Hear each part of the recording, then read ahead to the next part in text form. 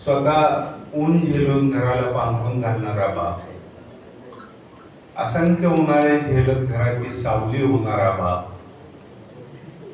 पाखरांसोबत आनंदाने बागडणारा बाप, पावसाची वाट वेड्यासारखा बघणारा बाप, मृगाची पहिली सर येताच पेरणीची लगबग करणारा बाप, वारकरी बाप, माळकरी बाप, टाळकरी बाप, तुम्ही 500 रुपयाचा डिओ वापरा, 500 रुपयाचा स्प्रे वापरा, 1000 रुपयाचा डिओ वापरा, पण तुमच्या बापाच्या घामाची सर कोणत्याही सुगंधाला येणार नाही, एवढं लक्षात.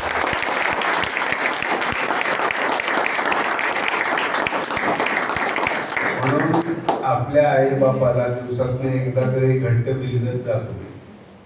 म्हणजे त्यांच्या घामाचा जो वास आहे, त्यांच्या घामाचा जो सुगंध आहे ना, आपल्याला जागेवर ठेवतो मित्रांनो.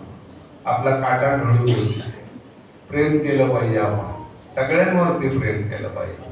तर आता तुम्ही बाप माझा हा अभंग मी आपल्या पुढे सादर करणार आहे.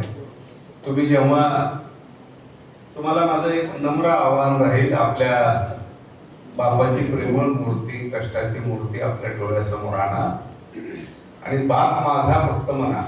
मी जेव्हा म्हणेल तेव्हा, बरोबर, मान्य आहे तुम्हाला? किती पुरविले लेकरांचे लाड, सावलीचे झाड, जोरात तेरण्यासारखं वाटलं पाहिजे.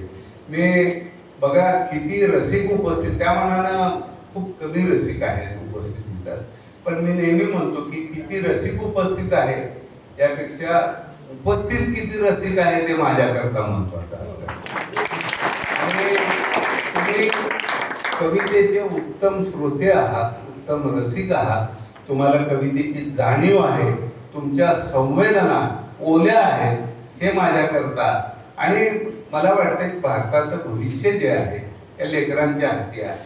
यांच्या संवेदना जागृत असणं, यांच्या संवेदना ओल्या असणं, यांच्या अंतःकरणामध्ये जिव्हाळ्याचा साठा असणं, म्हणजेच आम्ही काही काळजी करायचं कारण नाही आता असं वाटतं.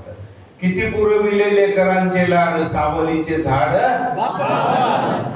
वरून कठोर काळजात लोणी, मायबाप दोन्ही, दुष्काळी प्रश्नाला कष्टाचे उत्तर, घामाचे अत्तर, गरिबीची कधी केली नाही खंत, मनाचा श्रीमंत, तळ हातावर मिटलेल्या रेषा, घट्ट्याचा नकाशा,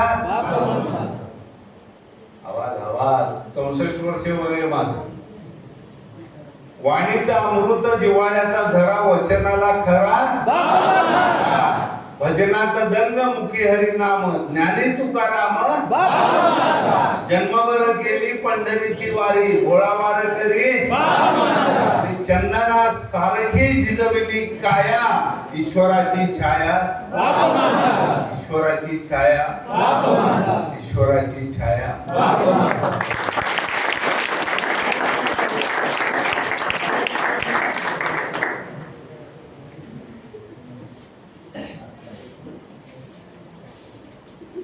आईच्या काही ओळी तुम्हाला ऐकवतो. आई म्हणजे मायेचा डोंगर, जिव्हाळ्याचा पाझर. आपल्या उदरामध्ये 9 महिने वाढ